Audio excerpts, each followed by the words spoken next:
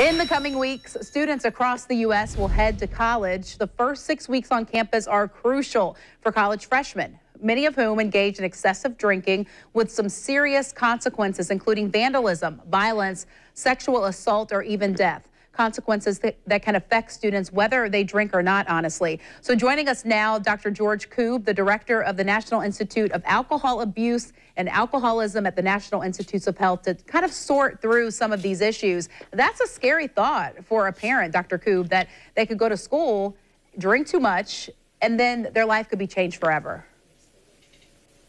Absolutely. We know that there are a lot of deleterious effects of engaging in underage drinking and excessive drinking. They range from poor academic performance to increased vulnerability to sexual assaults to actual death from overdose. So it is a very serious problem. As far as parents go, what kind of conversation should they have, even before their child hits the door of college?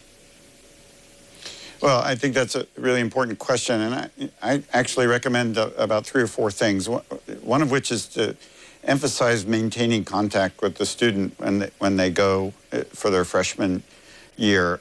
They can just call up and see how the food is. Did they get the courses they're interested in? And vice versa. Have the student know that they can call their parents if there's a problem.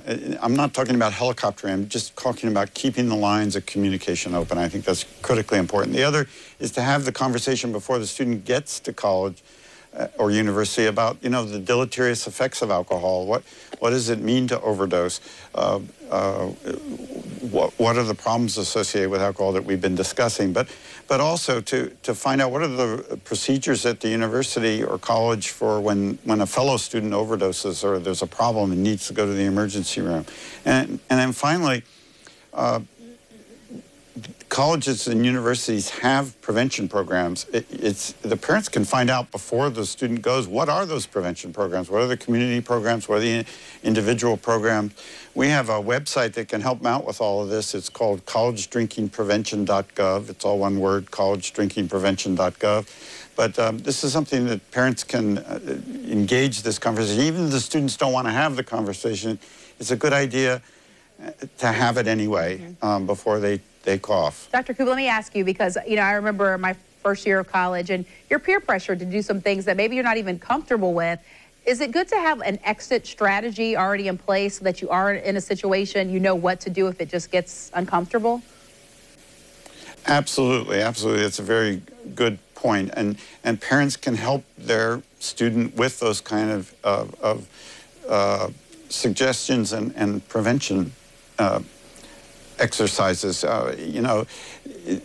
There are many ways that you can get kind of sucked into excessive drinking, and if a student becomes aware of those, and it's really who they're going to choose as their friends and their peer group to engage in social activities with.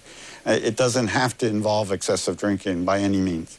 And some of these kids, they'll drink for the first time. It's underage drinking. Even when they turn 21, it may be a first for them.